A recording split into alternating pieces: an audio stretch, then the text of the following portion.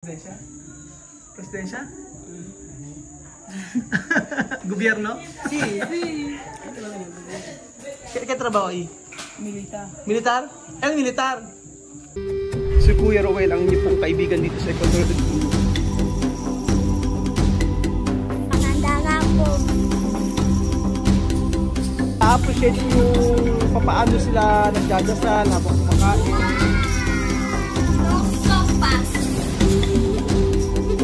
At ako ang inyong amigo dito sa Equatorial Guinea, Puerto Bata.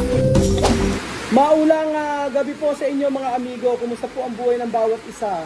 Nandito po tayo kila Tia Celsa at gabi na po. At eto, katatapusan po nila Elvis na maggawa ng na doon sa may paupahang bahay. So inabutan ng ulan. Grabe, natapos sila Elvis alas 7 na mahigit. Gabi na dito. No, terminal de trabajo de Elvis alas 7, no? Noche. Laman, ¿a qué hora? Empezar. Hoy día empezado temprano, porque la lluvia llueve para. Ah, Por eso terminamos así. temprano. Pero mañana si la lluvia no llueve va a empezar temprano. Temprano. Maulan kasi ngayon dito, kaya ayan. Paunti-unti yung trabaho nila Elvis. So ayun po mga amigo, meron pa pala akong pakikilala sa inyo. Nena, saludar. Nena, saludar tu papá. Saludos para Oscar. Saludos papá Oscar. Voy a comprar yo más. Oh. Nena. Nena, saludar tu papá.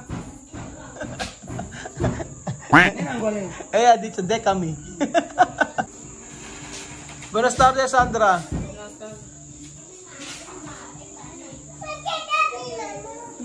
¿Quién él? Ah, Mi mamá. ¿Tu novio? ¿Cómo se llama? Oscar. Oscar. Eso no es Oscar. que- Siya, Oscar. Ito po pala yung... So yan po mga amigo, pinapakilala ko po sa inyo ang boyfriend po ni Sandra, ni si Oscar. Oscar, ¿dónde tú trabajar?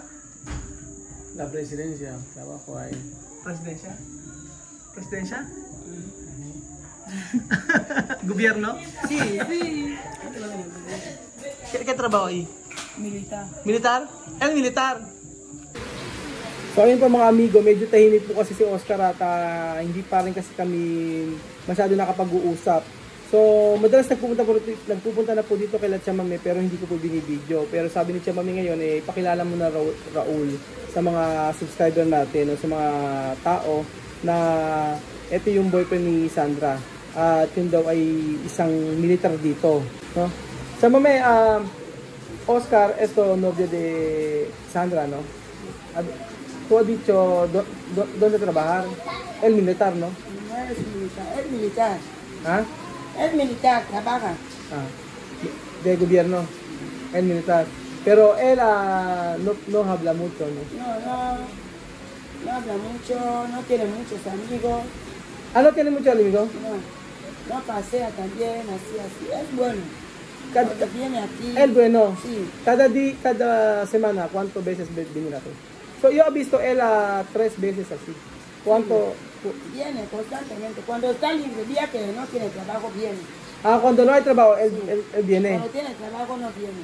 Bueno, él es bueno. Él bueno. Y también respeta. Cuando yo vengo a Filipinas, me acompañó hasta el aeropuerto. Ajá. Cuando yo vine, estaba aquí con su hermano, pero muy bien. Pero yo no he visto el aeropuerto. Sí, nos acompañó hasta el aeropuerto.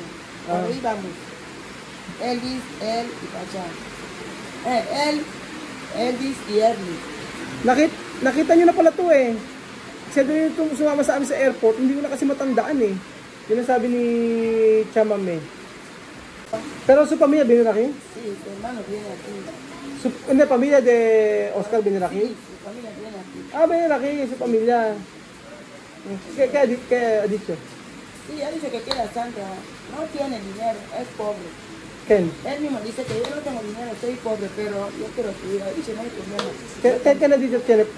Es pobre. Él dice, él es pobre, Ajá. no tiene dinero, pero quiere a mi niño. Él dice, yo también no hay problema. Ajá. Yo también pobre, porque mi niño. Tú aceptar. Sí. su familia venir aquí después to aceptar. Sí, con papá Bongue, sentado, mi papá Bongue para viaje. O kasi hindi po nakakaalam, kaya po naghiwalay si Valentin at si Sandra dahil po sinaktan si Sandra. So, meron pong ano yun, yung araw po na umiyak si Sandra sa akin, yun po yun. At ang sabi, yung natatandaan ko, basta umiyak si Sandra noon, sabi niya, kaya niya nakikipaghiwalay siya kay Valentin dahil nga doon sa ginawa sa kanya. So, isang beses lang sinaktan si Sandra, hiniwalay niya na. Hiniwalay na ni Sandra si Valentin. Pero una vez pegar a Sandra después separar. Así, no, Sandra no quiere vivir con Valentin. Antes anda a pasear, pero ahora ya no. Ahora costumbre cambiar, ahora a casa, estudiar, escuela, venir. No pasear más. Ahora cambiar. Solo un chico cambiar. Solo un chico. Cambiar de... No, solo un chico cambiar de costumbre de Sandra. Sí. Esto, Oscar, no? Sí. No habla, Oscar, no. So, yun nga po mga amigo, kung napapasin nyo talaga si Sandra, kasi di ba dati, after nung nag-away sila ni Valentin at nagkahiwalay, dahil nga siguro nasiselos kasi si Valentin. So, nasaktan niya, and then, one time lang naglibot si Sandra, parang ang dami na lang sinabi ni Valentin. Pero si Oscar, sabi niya, mami, okay naman dahil tinutulungan siya sa ano. Ngayon kasi 'di ba yung si Sandra ay maano naman sa negosyo, nagagawa ng mga ice candy, mga ganon. Pero bukod doon, si Oscar na yung nagsusuporta sa kanila ngayon. So nakakatuwa lang din dahil nabago yung ugali ni Sandra. Yun naman ang importante, yung mabago yung ugali ni Sandra.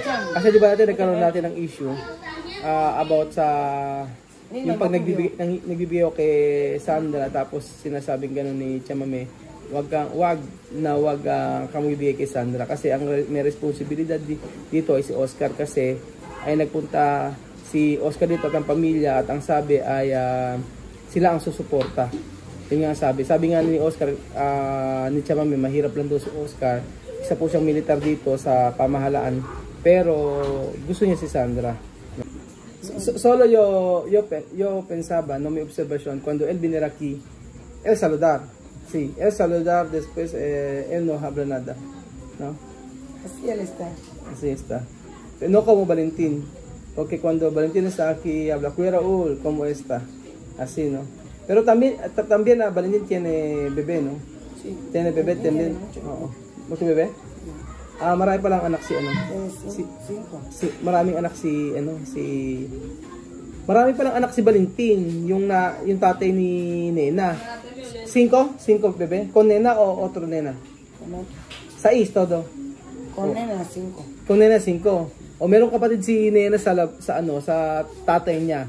Bali 5 na sila magkakapatid pala. Kaya ganun dito sa Equatorial Guinea.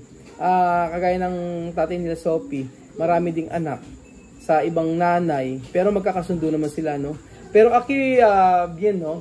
Cuando ejemplo, dos mamá, uno papá. Pero cuando niños, todos niños no tiene problema, no? No, como hermanos, hermanas, así.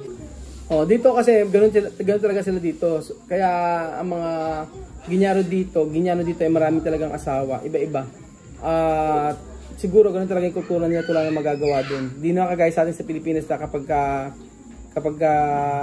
may asawa ka, doon lang talaga. At kapag nagloko ka, pwede kang kasuhan, ganun. Dito kasi, yung kasal kasi dito, bihira lang. Kasi yung kasal na yung legal.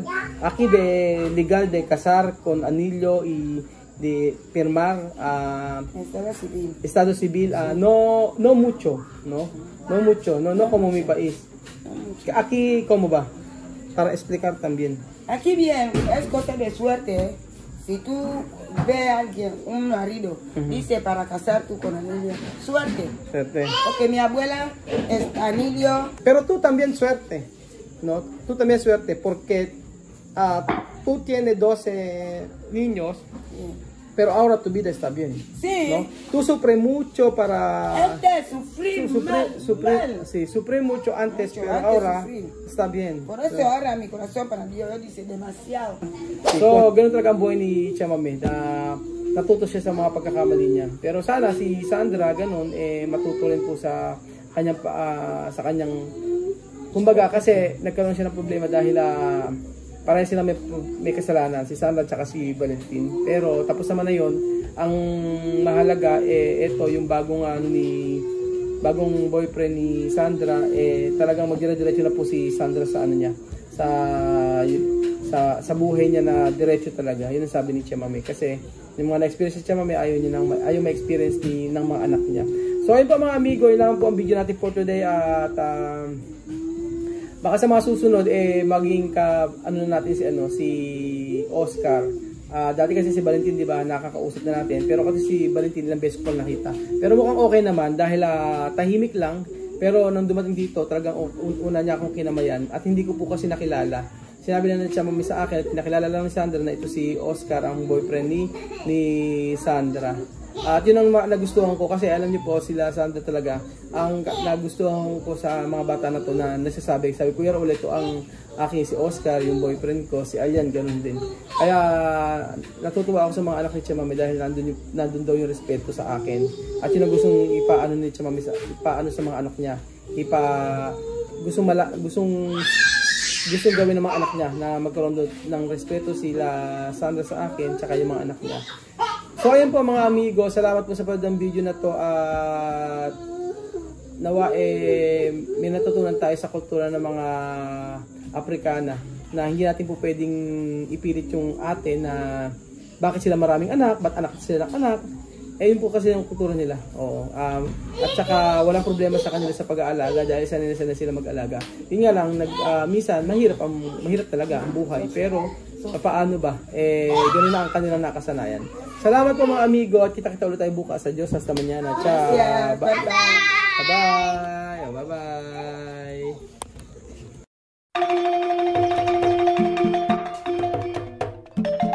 Na-appreciate ko yung paano sila nagdadasal.